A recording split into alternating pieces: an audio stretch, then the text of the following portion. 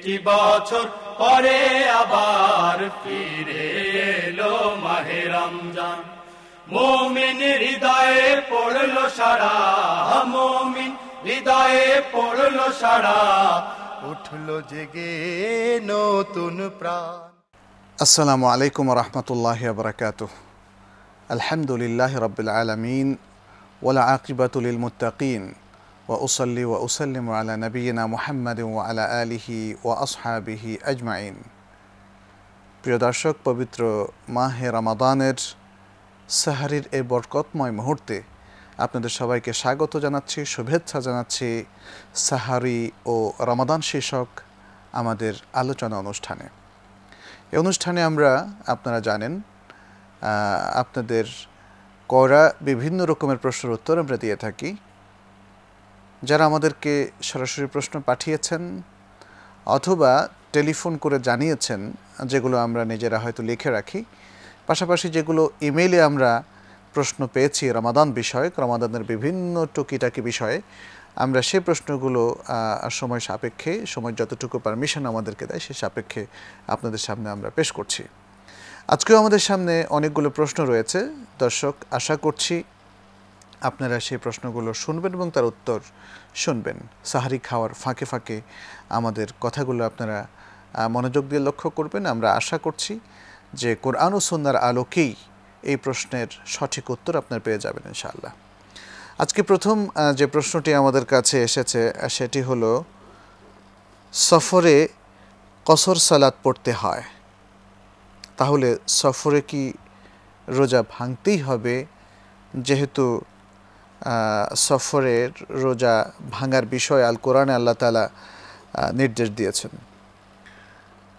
দর্শক, এখানে যেটা বলেছেন যে সফরে কসর সালাত পড়তে হয়, আসলে যখন কেউ সফর করেন তখন সালাত কসর করা এটা হচ্ছে রুখসা।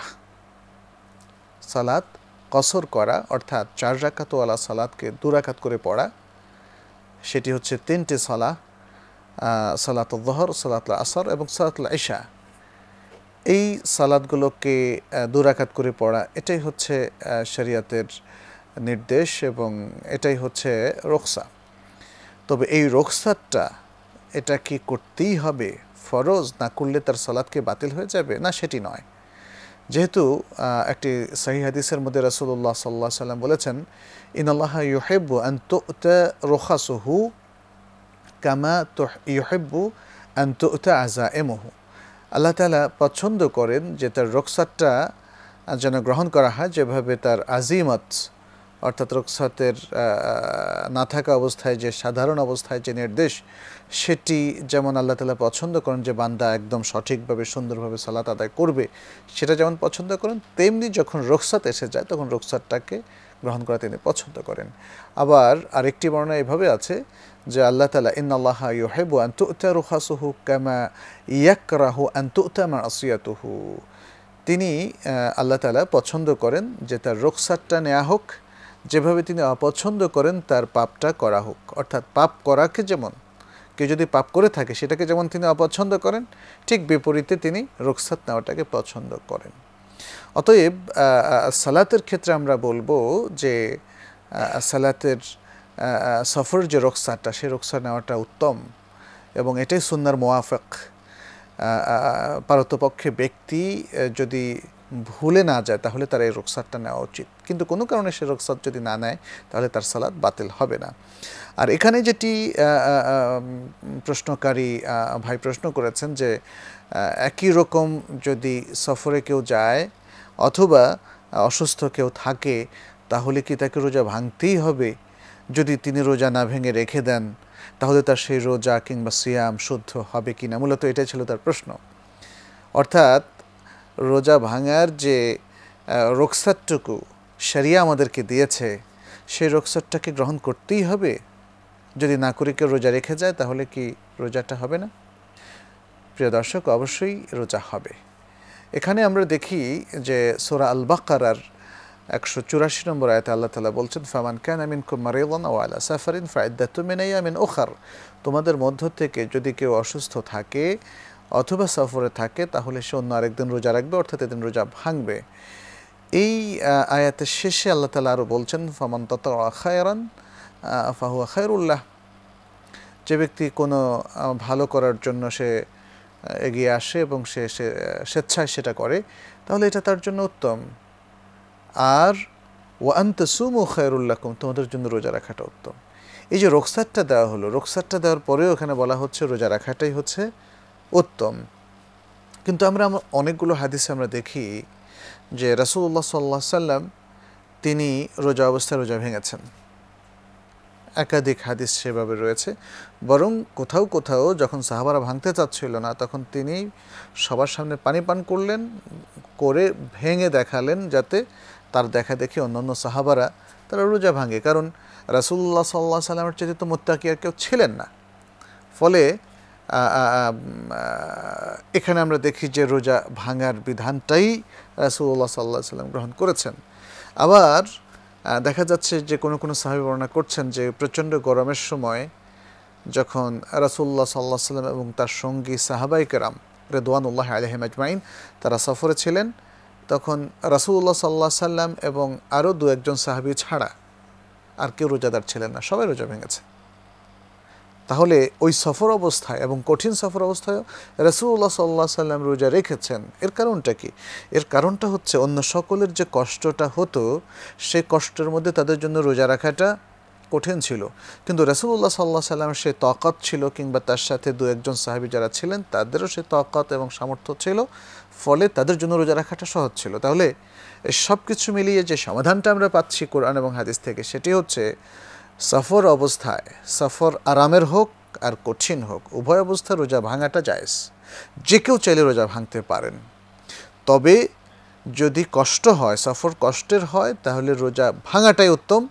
আর যদি সফরটা খুবই আরামদায়ক হয় এবং সে অবস্থায় রোজা রাখাটা কোনো কষ্টেরই না হয়, তাহলে রোজা রাখাটা হচ্ছে উত্তম। এ হচ্ছে প্রিয় দর্শক সলিউশন।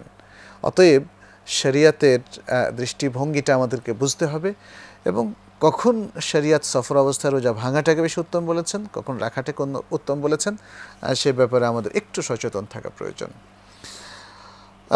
এরপরে আরেকটি প্রশ্ন এসেছে যে রোজা রাখার উদ্দেশ্যটা কী, হিকমতটা কী, কেন আল্লাহ তাআলা আমাদেরকে রোজা রাখতে বলেছেন, রোজা আমাদের উপর ফরজ করেছেন। খুবই সুন্দর প্রশ্ন। এটা শুধু সুন্দর প্রশ্ন নয়, এটা অত্যন্ত গুরুত্বপূর্ণ একটি প্রশ্ন প্রিয় দর্শক। কারণ আমরা যে এতগুলো বিধান পালন করব, আমরা যে রোজা রাখবো, সালাত পড়ব, আল্লাহ নির্দেশ মানব, তার কারণটা কী? কারণ জানার অধিকার আমাদের আছে। যদিও প্রত্যেকটা বিষয় সূক্ষ্মাতি সূক্ষ্ম জ্ঞান অর্জন করা কিংবা কারণ জানা এটা খুব জরুরি বিষয় নয়, কিন্তু মৌলিক ক্ষেত্রে তো জানার প্রয়োজন। এবং সেই জন্য মহান আল্লাহ তাআলা আমাদেরকে বড় বড় যেই রকমগুলো আমাদের উপর ফরজ করে দিয়েছেন, তার প্রত্যেকটার কারণ তিনি বর্ণনা করেছেন। দুর্ভাগ্য আমাদের, আমরা অনেকে জানি না। ফলে আমাদের এই যে সালাত পড়া, সালাত এস্টাবলিশ করা, সিয়াম পালন করা, এগুলো অনেক সময় আমাদের জন্য অর্থবহ হয় না, কারণ আমরা মূল উদ্দেশ্য থেকে দূরে সরে যাই, শুধু বাহ্যিক আমলটুকু আমরা করি। তো সেক্ষেত্রে সিয়ামেরও মূল উদ্দেশ্যটা জানা, মূল হিকমতটা জানা আমাদের জন্য খুবই জরুরি। একটা মাস সিয়াম সাধনা করছি, সিয়াম সাধনার পরে আমরা কোন উদ্দেশ্য সাধন করব, কোন উদ্দেশ্য অর্জন করব, এটা খুবই গুরুত্বপূর্ণ। এজন্য যে ভাই প্রশ্ন করেছেন তাকে আমরা ধন্যবাদ জানাই। এই উদ্দেশ্যটা কিন্তু আল্লাহ তাআলা বর্ণনা করে দিয়েছেন। সূরা আল বাকারা 183 নম্বর আয়াত, যে আয়াতটি আমরা বারবার পড়েছি, এখনও পড়ি, কোনো পর্বে একাধিকবারও আমরা বলেছি, সেটিতেই কিন্তু আল্লাহ তাআলা বলে দিয়েছেন, কুতিবা আলাইকুমুস সিয়াম কামা কুতিবা আলাল লাযিনা মিন ক্বাবলিকুম লাআল্লাকুম তাত্তাকুন। তোমাদের উপর রোজা ফরজ করা হয়েছে যেভাবে তোমাদের পূর্ববর্তীদের উপর ফরজ করা হয়েছে, যেন তোমরা মুত্তাকি হও। অর্থাৎ ইসলামের সিয়াম সাধনা চাই এই মুসলিম উম্মার জন্য হোক অথবা অন্যান্য জাতির জন্য হোক, সবার জন্যই একই উদ্দেশ্যে ফরজ করা হয়েছে, সেটি হচ্ছে তাকওয়া অর্জন। তাকওয়া অর্জন, তাকওয়া মানে হচ্ছে আসলে আল্লাহকে ভয় করা, আল্লাহ সম্পর্কে সচেতন থাকা, আল্লাহর যাবতীয় নির্দেশ সাধ্য অনুযায়ী পরিপালন করা এবং আল্লাহর যাবতীয় নিষেধকৃত বস্তুগুলোকে পরিপূর্ণভাবে বর্জন করা। এটা হচ্ছে তাকওয়ার মূল চেতনা। সিয়ামের মধ্য দিয়ে মহান আল্লাহ তাআলা তার বান্দাদের কাছে চান যে তারা এই চেতনাটুকু অর্জন করুক। এই চেতনাটুকু তারা ধারণ করুক, এই জন্যই সিয়ামকে ফরজ করা হয়েছে। এবং সিয়ামের মধ্যে আমরা দেখি বর্জনের দিকটাকেই এখানে তুলে ধরা হয়েছে, কারণ মানুষ সবসময় খেতে চায়, কামনা বাসনা চারিতার্থ করতে চায়, সে অনেক কিছু করতে চায় যেটা শরীয়ত নিষেধ করেছে। কিন্তু শরীয়ত বলেছে নিষেধকৃত বস্তু তো বর্জন করতেই হবে, বরং সিয়াম অবস্থায় এমন কিছুও বর্জন করতে হবে যা মূলত হালাল, যা খেতে কোনো আপত্তি নাই, যা পান করতে কোনো অসুবিধা নাই, বা যেই বৈবাহিক সম্পর্ক স্থাপন করতে শরীয়তে কোনো নিষেধাজ্ঞা নাই, কিন্তু সিয়ামরত অবস্থায় সেটাও হারাম। এটা কেন? এটা হচ্ছে নিজেকে নিয়ন্ত্রণ করা, এবং যাতে করে যে তাকওয়ার চেতনার কথা আমরা একটু আগে বলছি সেটাকে খুব সহজে ধারণ করা যায় এবং তাকওয়া পরিপালন করতে অভ্যস্ত হওয়া যায়। সিয়ামের মূল প্রজ্ঞা হচ্ছে সেটি। প্রিয় দর্শক, এই জন্যে এক মাস সিয়াম সাধনার পর আসুন আমরা নিজেদেরকে একটু অ্যাসেস করি, আমরা বোঝার চেষ্টা করি যে সিয়াম ফরজ করার যে হিকমত বা উদ্দেশ্য আল্লাহ তাআলা নির্ধারণ করে দিয়েছেন সেটা কতটুকু আমরা অর্জন করেছি। আমি দোয়া করি আল্লাহ আপনাকে, আমাকে, আমাদের সবাইকে এই উদ্দেশ্য অর্জন করার তৌফিক দান করুন, আমিন। এরপর আরেকটি প্রশ্ন আমরা নিচ্ছি, সেটি হচ্ছে রোজা রেখে স্বামী যদি সাংসারিক কোনো কারণে স্ত্রীর উপর রেগে যান তাহলে কি তার রোজার সওয়াব কমে যাবে? প্রশ্নটি নিশ্চয়ই কোনো বোনের পক্ষ থেকে হয়েছে, কারণ তিনি স্বামীর সওয়াব কমে যাবে কি না এই প্রশ্নটি তিনি তুলেছেন। অনেক সময় আমরা দেখি স্বামীরা রেগে যান, হয়তো স্ত্রীর কোনো হয় ত্রুটির কারণে অথবা ত্রুটি ছাড়াও রেগে যেতে পারেন, ব্যক্তি তো এক এক রকম। কিন্তু আবার কোনো ভাইও ইচ্ছে করলে সেম প্রশ্নটা করতে পারেন যে স্ত্রী যদি তার স্বামীর উপর রেগে যান রোজা রেখে কোনো কারণে বা কারণ ছাড়া যাই হোক না কেন, তাহলে কি সেই স্ত্রীর সওয়াবও কমে যাবে? যাই হোক, আমরা এই দুটো প্রশ্নকে সামনে রেখে উত্তরটা দেব ইনশাআল্লাহ। প্রথম কথা হচ্ছে যে স্বামী যদি আসলে অন্যায়ভাবে রেগে যান অথবা স্ত্রী অন্যায়ভাবে রেগে যান তাহলে অবশ্যই সেটা তাদের রোজার সওয়াবকে কমিয়ে দেবে। কারণ আমরা দেখেছি যে রোজা সম্পর্কিত একটা চমৎকার হাদিস বুখারী মুসলিমের মধ্যে এসেছে। রাসূলুল্লাহ সাল্লাল্লাহু আলাইহি ওয়াসাল্লাম বলেছেন, কুল্লু আমাল ইবনে আদম ইউযাফ, প্রত্যেক বনি আদমের প্রত্যেক আমল এটা কয়েক গুণে বাড়ে। আল হাসানাতু বিআশরি আমসালিহা, এক নেকি 10 গুণ পর্যন্ত বাড়ে, ইলা 700 দাইফ, সেটা 700 গুণ পর্যন্ত। তাহলে এই যে একটা ক্যালকুলেশন বিভিন্নভাবে বাড়তে থাকে, সেটা কেন? সেটা হচ্ছে যে প্রত্যেকের পারফরমেন্স একরকম হয় না, একইভাবে সম্পাদন করেন না বলেই তাদের এই একই কাজের সওয়াব কিন্তু একরকম হয় না। তাহলে খুব সুন্দরভাবে যদি পারফর্ম করেন, কারোর সাথে রাগারাগি না করে, সুন্দর ব্যবহার করে, সুন্দর আচরণ করে, তাহলে সওয়াবটা যতটা পাবেন সেই সওয়াবটা কমে যেতে থাকবে যদি এগুলোর সাথে বিভিন্ন পাপ যুক্ত হয়, নিয়তের খারাপি যুক্ত হয় ইত্যাদি। তো এই বিষয়টা আমাদেরকে খুবই খেয়াল রাখতে হবে প্রিয় দর্শক। আমরা এই বিষয়ে আরও কিছু কথা বলবো ইনশাআল্লাহ। সময় হয়ে গেল আমাদের বিরতির, যাচ্ছি একটা বিরতিতে, ফিরে আসছি খুবই তাড়াতাড়ি ইনশাআল্লাহ।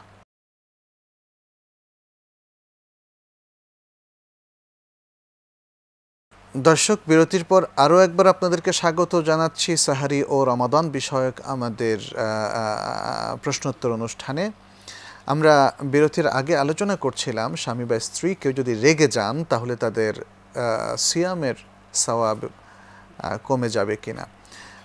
আমরা বলেছি যে রাগ থেকে নিজেদেরকে আসলে মুক্ত করতে হবে। রোজার যে সংযম, যে আত্মনিয়ন্ত্রণ, এটা কিন্তু সে শিক্ষাই দেয়। তাহলে রোজার মূল যে শিক্ষা, সেই শিক্ষাটা যতটুকু ব্যাহত হবে সেই পরিমাণে সওয়াব কমে যাবে, এটা হচ্ছে মূল কথা। এবং সওয়াবের ক্যালকুলেশন থেকে, যেটা একটু আগে আমি বিরতির আগে আপনাদেরকে বলেছিলাম, সেই ক্যালকুলেশন থেকে বোঝা যাচ্ছে যে সবার সওয়াব সমান হবে না। যেহেতু সবাই সমানভাবে সিয়ামের আদবকে রক্ষা করলেন না, সিয়ামের উদ্দেশ্যকে সমানভাবে অর্জন করলেন না, অতএব সবার সওয়াব সমান হবে না। এখানে রাগারাগির কারণে সওয়াব কমতে পারে, এবং সেই রাগারাগিটা যতটা অন্যায়ভাবে হবে তত বেশি সওয়াব কমবে। যত কম অন্যায় হবে হয়তো ততটা আমরা বলবো তত কম সেখান থেকে বিয়োগ হবে ইত্যাদি। আর যদি তার সাথে গীবত, তার সাথে যদি আরও অন্যান্য পাপ যুক্ত হয়, তার সাথে যদি আরও অন্যান্য আচারবিধি লঙ্ঘনজনিত খারাপ কাজ জুড়ে যায়, তাহলে সিয়ামের সওয়াব আরও কমে যাবে। অতএব সাবধান, আসুন আমরা সকলেই সিয়ামের মূল লক্ষ্যকে সামনে রেখে আদব রক্ষা করে আমাদের সিয়ামের সওয়াব যথাসম্ভব বাড়ানোর চেষ্টা করি। এরপরে আরেকটি প্রশ্ন আমাদের কাছে এসেছে, সম্ভবত এই প্রশ্নটি করেছেন কোনো তরুণ। তিনি বলতে চাচ্ছেন যে শয়তানকে রোজার মাসে শৃঙ্খলিত করার কথা আমরা শুনেছি, কিন্তু রমাদানে তো খারাপ কাজ বন্ধ হতে দেখি না, ব্যাখ্যা করবেন কি? আপনি যে কথা শুনেছেন, যিনি প্রশ্ন করেছেন, এবং প্রিয় দর্শক আপনাদেরকেও বলছি, এটা শুদ্ধ।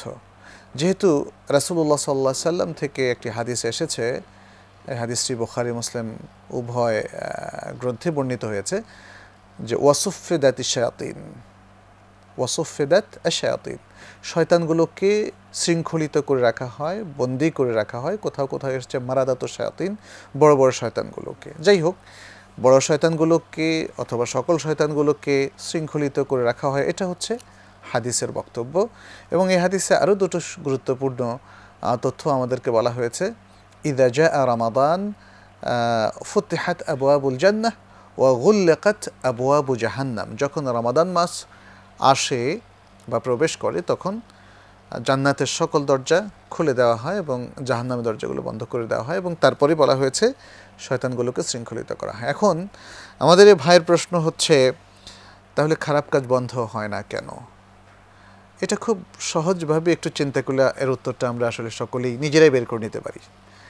এটা খুব স্কলারলি বিষয় নয় যে উত্তরটা আমাদেরকে খুব দলিলাদিল্লার ভিত্তি দিতে হবে। সেটি হচ্ছে, প্রথম কারণ, শয়তান তো মানুষের মধ্যেও আছে, আবার জিনের মধ্যেও আছে, যেটা সূরা আন-নাসের মধ্যে আমরা পাই, মিনাল জিন্নাতি ওয়ান নাস। তা আল্লাহ তাআলা যে শয়তানগুলোকে শৃঙ্খলিত করেন সেগুলো মানুষ শয়তান নয়, অন্য শয়তানগুলো। অতএব মানুষ শয়তানগুলো তো যেহেতু শৃঙ্খলিত হয় না, তাদের কাজ চলতে থাকে। এটা হচ্ছে একটা উত্তর। দ্বিতীয় আরেকটা উত্তর হলো, আমরা জানি যে যেমন একটা লোহা যদি গরম করা হয়, এই লোহাটা আগুন থেকে সরানোর পর অনেকক্ষণ পর্যন্ত গরম থাকে। আমরা যখন ভাত তরকারি দিয়ে আমাদের মধ্যাহ্নভোজ কিংবা রাতের খাবার খাই, তখন দেখব যে আগুন থেকে যখন এই তরকারি অথবা ভাতটা উঠিয়ে রাখা হয়, অনেকক্ষণ গরম থাকে। ঠিক তেমনি এই শয়তানরা যখন মানুষকে নানাভাবে বিভ্রান্ত করে বিচ্যুতির পথে নিয়ে আবার তারা স্টপ হয়ে যায়, মানে সেটা তো একটা মাসের জন্য মাত্র, রমাদানের জন্য, মানে কয়েক বছরের জন্য, কয়েকশো বছরের জন্য তো নয়। ফলে তারা ইতোমধ্যে যত ষড়যন্ত্র করেছে, যত মানুষকে মিসগাইড করেছে, তাহলে তারা সে মিসগাইডেন্সের উপর থাকে, যদিও আসল শয়তান, আসল পরামর্শদাতা স্টপ হয়ে যায়। অতএব শয়তানকে শৃঙ্খলিত করার পরেও পৃথিবীতে কেন খারাপ কাজ একদম বন্ধ হয় না, এই হচ্ছে তার উত্তর। কিন্তু প্রিয় দর্শক, তারপর আমরা বলবো, শয়তানকে শৃঙ্খলিত করা এটা আল্লাহ তাআলার পক্ষ থেকে একটা বিরাট মার্সি। আজকে সারা বিশ্বব্যাপী আমরা যখন দেখছি মুসলমানদের মধ্যে অনেক দুর্দশা, তাদের নামকা ওয়াস্তে মুসলিম থাকার একটা প্রবণতা তাদের মধ্যে ব্যাপকভাবে পরিলক্ষিত, কিন্তু আলহামদুলিল্লাহ রমাদান মাস আসলেই আমরা দেখি যে ইবাদতের একটা সাজ রব পড়ে যায়। সবচেয়ে দুষ্ট যে ছেলেটি পাড়ার, সেও কিন্তু মাথায় টুপি পরে তারাবিতে যায়, সেও কিন্তু সিয়াম পালন করে। এভাবে মানে সবার মধ্যেই, ভালো মন্দ সবার মধ্যে আল্লাহমুখী হওয়ার একটা প্রবণতা, কোরআনমুখী হওয়ার একটা প্রবণতা, নামাজমুখী হওয়া, মসজিদমুখী হওয়ার যে প্রবণতাটা আমরা পাই, এটা কিন্তু বিশাল একটা মার্সি, অনুগ্রহ আল্লাহ তাআলার পক্ষ থেকে। এবং এটা একটা দলিল, এটা একটা আলামত যে শয়তানদেরকে আসলে শৃঙ্খলিত করে রাখা হয়। ফলে আমার মনে হয় রাসূলুল্লাহ সাল্লাল্লাহু আলাইহি সাল্লাম যে কথাটি বলেছেন এবং যেটা আমাদের কাছে অত্যন্ত অথেন্টিক একটা বক্তব্য হিসেবে গৃহীত, সেই ব্যাপারে কারো কোনো সন্দেহ থাকা উচিত নয়। এবং আমার মনে হয় এই আলোচনার পরে এটা আমাদের কাছে স্পষ্ট হয়ে গেছে যে অবশ্যই শৃঙ্খলিত রাখা হয়, এবং যদিও কিছু কিছু খারাপ কাজ আমরা লক্ষ্য করি। আল্লাহ তাআলা আমাদের সবাইকে খারাপ কাজ থেকে রক্ষা করুন এবং আমরা যেন রমাদান মাসের এই সুন্দর ফায়দা থেকে উপকার অর্জন করতে পারি, সে তৌফিক আমাদেরকে দান করুন। প্রিয় দর্শক, এরপরে আমরা আরও প্রশ্ন নিচ্ছি। একজন ভাই তিনি প্রশ্ন করছেন, আব্দুল হামিদ কুমিল্লা থেকে। তিনি বলছেন যে আমি কয়েক বছর যাবৎ ডায়াবেটিস রোগে ভুগছি, তবে আমাকে ইনসুলিন নিতে হয় না। বিগত রমাদানে আমি সবগুলো রোজা রাখতে পারিনি। আমার সুগার খুব কমে যাওয়ার কারণে প্রশ্ন হলো, আমার এই অবস্থায় কি রোজা রাখতেই হবে? রোজা অবস্থায় রক্ত দিয়ে সুগারের মাত্রা পরীক্ষা আমি করতে পারি কি? এখানে আমাদের এই দর্শক ভাই তিনি প্রশ্ন করেছেন যে তিনি ডায়াবেটিস রোগে ভুগছেন এবং তিনি প্রথম দিকে ভালো ছিলেন, তবে বিগত বছর তিনি সবগুলো রোজা রাখতে পারেননি। এখন তিনি কি করবেন? সেগুলো কি কাজা করবেন নাকি কি? মানে এখন তার অবস্থা মনে আরেকটু ওয়ার্স হয়েছে। তিনি জানতে চাচ্ছেন এই অবস্থায় কি তিনি রোজা রাখবেনই, রাখতেই হবে যত কষ্টই হোক, ইভেন তার ডায়াবেটিসের সুগার লেভেল যদি আরও কমে যায়। আমরা বলবো যে প্রিয় দর্শক, এখানে সূরা আল বাকারার 184 এবং 85 নম্বর আয়াতে রিপিটেডলি বলা হয়েছে, ফামান কানা মিনকুম মারিদান আও আলা সাফারিন ফাইদ্দাতুম মিন আইয়ামিন উখার। তোমাদের মধ্য থেকে যদি কেউ অসুস্থ থাকে অথবা সফরে থাকে তাহলে সে রোজা ভেঙে আরেকদিন রাখবে। পরের আয়াতেও একই কথা, ওমান কানা মিনকুম মারিদান আও আলা সাফারিন ফাইদ্দাতুম মিন আইয়ামিন উখার বলা হয়েছে, একই অর্থ। তাহলে ডায়াবেটিসের মাত্রাটা যদি কারো কমে যায়, কারণ অনেকের তো হাই ডায়াবেটিস আবার অনেকের লো, রোজা রাখার কারণে যদি এর কোনো একটা হয়, কারণ আমরা জানি দুটোই ভয়ঙ্কর, এটা একটা রোগ যেটার কারণে মানুষকে বহু সাফার করতে হয়। আর যেহেতু কোরআনে সরাসরি বলে দেওয়া হয়েছে অসুস্থ হলেই তিনি রোজা ভাঙতে পারবেন, তাহলে এই ভাই তিনি যে রোজাগুলো ভেঙেছিলেন পরবর্তীতে তিনি যখন সুস্থতা বোধ করেন তিনি সেগুলোর কাজা করবেন। আর এই বছরের রমাদানের ক্ষেত্রেও একই কথাই প্রযোজ্য। তিনি যদি ফিল করেন যে তার ডায়াবেটিস রোগের কারণে তিনি যদি রোজা রাখতে যান তাহলে হয়তো এর লেভেলটা খুব ফ্লাকচুয়েট করবে, হয় খুব কমে যাবে নয় খুব বেড়ে যাবে। তো সেটা তিনি ডাক্তারের সাথে পরামর্শ করে তিনি তার যদি ইনসুলিন নেওয়া লাগে নেবেন, অথবা কোনো ওষুধ খাওয়া লাগে খাবেন। যদি সম্ভব হয় রাখবেন, আর সম্ভব না হলে ভাঙবেন। এটা খুবই ইজি একটা বিষয়, এটা খুব জটিল কোনো বিষয় নয়। তবে যেগুলো ভাঙবেন সেগুলো পরে আবার তিনি কাজা করবেন। এখানে আরেকটা বিষয়, সেটি হচ্ছে যেহেতু তিনি অসুস্থতার কথা বলেছেন, আমরা বলবো যে অসুস্থতা 3 রকম। এক, খুবই সাধারণ অসুস্থতা, যেমন একটু সর্দি সর্দি ভাব, অথবা কোনো একটা আঙ্গুলের মধ্যে হয়তো একটু ব্যথা করছে। তো এই যে ব্যথা করার বিষয়টা, এটা খুবই স্বাভাবিক, এই কারণে তিনি রোজা ভাঙবেন না। এত অল্প অসুখ, কোনো রোগসাত তাকে দেবে না। আরেকটা হচ্ছে যে তার খুব কষ্ট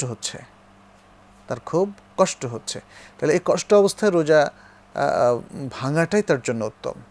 শরিয়ত সেই রোগসাত আমাদেরকে দিচ্ছে। আরেকটা হচ্ছে তার রোজা রাখার কোনো সামর্থ্যই নাই। রোজা রাখার সামর্থ্য যদি না থাকে তাহলে তিনি রোজা রাখবেন না এবং ফিদিয়া দিবেন যদি সেটা সার্বক্ষণিক হয়। শেষে আরেকটি ছোট্ট প্রশ্ন উত্তর দিয়ে আমি শেষ করব। তিনি বলছেন তিনি সুগার পরীক্ষার জন্য যে ব্লাডটা দেন এতে কি তার রোজা ভাঙবে? না, তার রোজা ভাঙবে না, এই ব্লাড দেওয়ার কারণে রোজা ভাঙবে না। প্রিয় দর্শক, আমাদের সময় একদম শেষের দিকে চলে এসছে, আমরা শেষ করতে যাচ্ছি। আপনাদের প্রতি আহ্বান থাকলো যে আমাদের অনুষ্ঠান প্রতিদিন এই সময় আপনারা দেখবেন এবং এই উত্তরগুলো থেকে আমাদের রমাদানের এই সময়টুকুতে যে আহকামগুলো রুলিংগুলো রয়েছে সেগুলোর জন্য আমরা কোরআন সুন্নাহ ভিত্তিক পালন করতে পারি, সেই চেষ্টা আমরা করব। আল্লাহর কাছে তৌফিক কামনা করব। আপনাদের সবাইকে ধন্যবাদ জানিয়ে আজকের মতো আমরা এখানে শেষ করছি। হাদা ওয়া সাল্লাল্লাহু সাল্লাম আলা নবিয়িনা মুহাম্মদ ওয়া আলা আলিহি ওয়া আসহাবিহি আজমাইন। ওয়া আসসালামু আলাইকুম ওয়া রাহমাতুল্লাহি ওয়া বারাকাতুহু।